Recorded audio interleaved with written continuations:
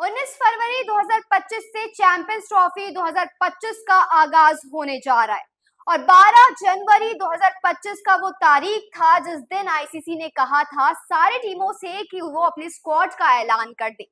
लेकिन यहाँ दो टीम इंडिया, जिसमें से एक टीम इंडिया है जिसने कुछ वक्त मांगे थे, कुछ दिन का वक्त मांगा था और 6 दिन बाद उसने अपने स्क्वाड का ऐलान कर दिया। लेकिन चैंपियंस ट्रॉफी का मेजबान पाकिस्तान अभी तक अपने स्क्वाड का ऐलान नहीं कर पाया है। हमारे साथ मौजूद है अजय, इनसे बात करेंगे। अजय, क्या वो कारण है जो आपको लग रहा है कि पाकिस्तान अभी तक चैंपियंस ट्रॉफी 2025 के लिए, जिसके लिए बहुत कम दिन बचे हुए हैं, वो अभी तक चैंपियंस ट्रॉफी के लिए स्क्वाड का ऐलान क्यों नहीं कर पाया?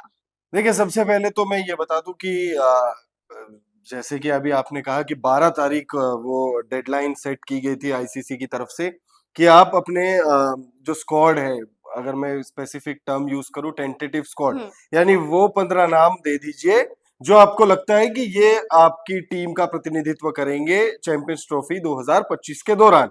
तो वो 12 तारीख था, 12 जनवरी वो फाइनल डेट रखी गई थी। लेकिन उसके बाद बीसीसीआई की तरफ से आईसीसी से रिक्वेस्ट की गई कि हमें थोड़ा वक्त चाहिए, और स्पेसिफिकली उन्होंने 7 दिनों का वक्त मांगा था और आईसीसी से कहा था कि हम 19 जनवरी तक जो है स्क्वाड का अनाउंसमेंट कर देंगे। भारत की तरफ से कुछ चीजें थी, जैसे जसप्रीत बुमराह की अवेलेबिलिटी एक बहुत बड़ा कंसर्न था। जसप्रीत बुमराह, हालांकि उनके स्कैन्स होने अगले महीने और उसके बाद ये क्लियर होगा कि जसप्रीत बुमराह चैंपियंस ट्रॉफी में भारत का प्रतिनिधित्व कर पाएंगे या नहीं कर पाएंगे, 100% होंगे नहीं होंगे, खेलेंगे नहीं खेलेंगे, वो तमाम चीजें।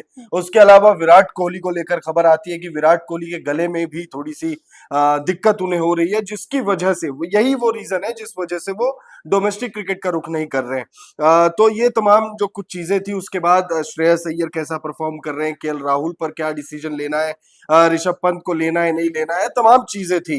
तो ये सारी चीजों को देखते हुए बीसीसीआई की तरफ से ये कहा गया कि हमें 7 दिन का वक्त दे दीजिए, हम हमारे सारे बॉक्सेस जो है वो टिक करके हम हमारी टीम जो है वो फाइनल कर देंगे। लेकिन यहाँ पर बीसीसीआई ने एक दिन पहले यानी 18 जनवरी को अपनी टीम अनाउंस कर दी, और बहुत शानदार टीम नजर आ रही है, उस पर बात नहीं करेंगे। अब 19 तारीख का जो टाइम भारत ने मांगा था, वही एक डेडलाइन बन गई है 19 जनवरी। यानी कि 19 जनवरी आईसीसी की तरफ से ये फाइनल डेडलाइन है, और पाकिस्तान की टीम जो है वो अपना स्क्वाड जो है वो अनाउंस करेगी। अब जो आपने सवाल किया कि पाकिस्तान की तरफ से ये डिले हो क्यों रहा है, तो पाकिस्तान की तरफ से ये डिले सिर्फ और सिर्फ एक रीजन की वजह से हो रहा है, वो है सैम अयूब। सैम अयूब जो है वो चोटिल है, और मतलब वो टूर्नामेंट से शायद बाहर भी हो सकते हैं, सर्जरी भी करा सकते हैं, तमाम चीजें हैं।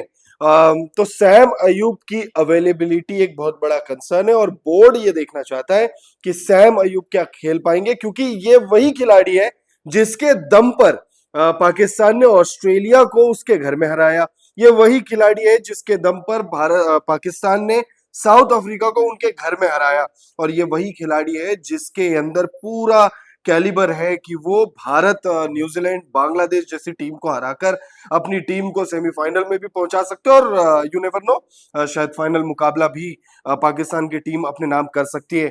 यहाँ पर अगर कोई खिलाड़ी है उस काबिल, या दिख रहा है कि भाई वो उतना खतरनाक प्लेयर है, तो उसकी तारीफ मुझे लगता है करना चाहिए। और सैम अयूब जो है वो पूरे टूर्नामेंट में जो 8 के 8 टीमें, मतलब 7 टीमें, ऑफ कोर्स पाकिस्तान को छोड़ दिया जाए, तो 7 टीमों ने मुझे लगता है कि कोई जादू किया है, जिस वजह से एंड मोमेंट पर ये प्लेयर जो है वो बाहर हो गया है। क्योंकि सैम अयूब को लेकर ऑस्ट्रेलिया की टीम में भी माथापच्ची थी कि भाई क्या तोड़ है।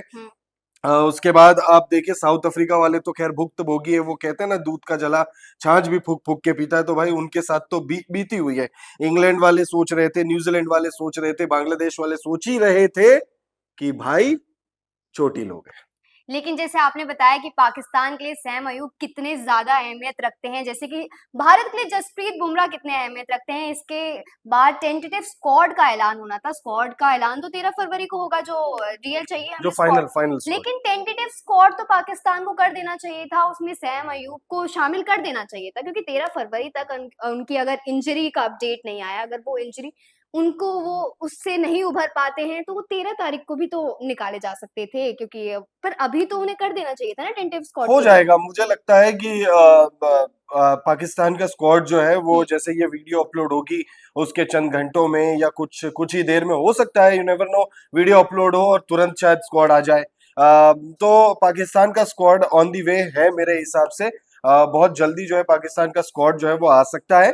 रही बात जो आप कह रहे हो कि टेंटेटिव स्क्वाड, तो देखिए जो टीमें होती हैं ये बहुत सोच समझ के 15 नाम जो होते हैं वो फाइनल करते हैं। टीम मैनेजमेंट जो है वो ये अब कहने वो जैसे अभी आपने कहा कि भाई आप 15 नाम दे दो, सैम अयूब का नाम दे दो और फिर वो जब चोटिल हो जाए तो बाहर कर दो।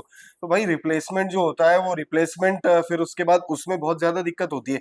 पाकिस्तान को ये देखना है कि सैम अयूब खेल पाएंगे या नहीं खेल पाएंगे। वो उस दरमियान मतलब जो टूर्नामेंट स्टार्ट हो रहा है पहला मैच, और ये भी हो सकता है कि सैम अयूब पहला मुकाबला ना खेल पाए चैंपियंस ट्रॉफी का। पॉसिबल है इसमें कि वो न्यूजीलैंड के खिलाफ जो ओपनिंग गेम है 19 तारीख को वो मुकाबला ना खेल पाए।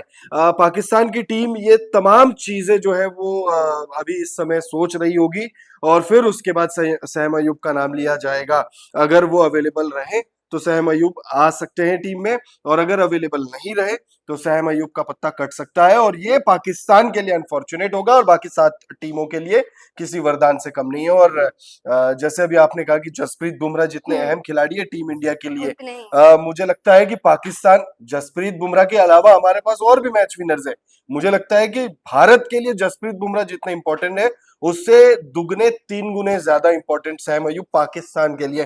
क्योंकि पाकिस्तान की टीम में अगर आप देखोगे तो बाबर आजम का हाल फिलहाल फॉर्म उतना खराब नहीं है, मोहम्मद रिजवान का फॉर्म उतना खराब नहीं है, लेकिन वो टच बाबर आजम और मोहम्मद रिजवान में नजर नहीं आ रही है। शाहिन शाह अफरीदी टीम की गेंदबाजी की बागडोर संभालेंगे। और भी प्लेयर्स हैं जो पाकिस्तान के लिए बहुत अच्छा कर सकते हैं, लेकिन अगर आप बल्लेबाजी में देखोगे तो फकर जमा के साथ सैम अयूब का होना ये टीम के लिए, भारत की टीम में जसप्रीत बुमराह के होने से भी बहुत ज्यादा बड़ी बात है। तो अजय, पहले मैं अपने दर्शक को सैम अयूब जो इतनी बातें हो रही हैं उनकी, मैं उनकी ग्राफिक्स के तौर पर आपको दिखाती हूँ, ग्राफिक्स के माध्यम से। तो उन्होंने ओडीआई में जो 9 पारियां खेली हैं उसमें 64.38 के औसत से उन्होंने 515 रन बनाए हैं। और जब से उन्होंने डेब्यू किया है वो ओपनिंग करते हुए पिछली 5 पारियों में 3 शतक जड़ चुके हैं और पिछली 5 पारियों में उन्होंने 94.75 के औसत से रन बनाए हैं। तो आपको इस ग्राफिक्स के माध्यम से, लगभग हर मैच में 100 हाँ, रन। हर मैच में 54। डॉन ब्रैडमैन का जो औसत है टेस्ट क्रिकेट में, लगभग उसी से मिलता जुलता ये एवरेज है। और वनडे में कोई अगर बल्लेबाज कंसिस्टेंटली 5 मैच भी कम नहीं होते हैं और अगर कंसिस्टेंटली उतनी ही पारियों में अगर 3 शतक लगा दे, और ओवरऑल करियर आप देखोगे बहुत छोटा करियर है सैम अयूब का, 9 मैच वो अब तक कुल खेल चुके हैं, लेकिन उसमें अगर 9 मैचों में कंसिस्टेंटली अगर कोई बल्लेबाज 64 से ऊपर यानी 64 से ऊपर के औसत से अगर बल्लेबाजी कर रहा है, तो फिर आप सोचिए फिर उनका वो रहना कितना ज्यादा जरूरी है, ये बहुत तो यहीं ज्यादा, से पता चल बहुत ज्यादा जाता है। जैसे भारत के लिए जसप्रीत बुमराह, वैसे पाकिस्तान के लिए सैम अयूब। मैं फिर कहूंगा भारत के लिए जसप्रीत बुमराह जितने इंपॉर्टेंट हम्म। है उससे कई गुना ज्यादा सैम अयूब पाकिस्तान के लिए इंपॉर्टेंट है। क्योंकि भारत में जसप्रीत बुमराह अगर गॉड फॉरबिड नहीं होते हैं प्लेइंग 11 में, या वो उस वक्त अवेलेबल नहीं रहते हैं, इंजरी अगर होती है, क्योंकि उनके स्कैन्स होने हैं फरवरी महीने में और टूर्नामेंट से कुछ दिन पहले उनके स्कैन्स होंगे। आई एम नॉट श्योर, शायद 6 या 5 फरवरी के आसपास का दिन बताया जा रहा है जब उनके स्कैन्स होंगे, तब ये क्लियर होगा। लेकिन जसप्रीत बुमराह अगर नहीं है तो उसके बावजूद हमारे पास गेंदबाजी में मोहम्मद शमी है, हमारे पास अर्शदीप सिंह है, हमारे पास कुलदीप यादव है, हार्दिक पांड्या गेंदबाजी करेंगे, तमाम हमारे पास नाम है। लेकिन सैम अयूब पाकिस्तान के लिए जसप्रीत बुमराह से ज्यादा इंपॉर्टेंट है टीम इंडिया के लिए जितना वो इंपॉर्टेंट है। ठीक है, तो ऐसे में इंतजार करते हैं पाकिस्तान की स्क्वाड का। हम भी यहीं बने हुए हैं, आप भी यहीं बने रहिए। इस वक्त के लिए सिर्फ इतना ही। देखते रहिए टीएनपी स्पोर्ट्स।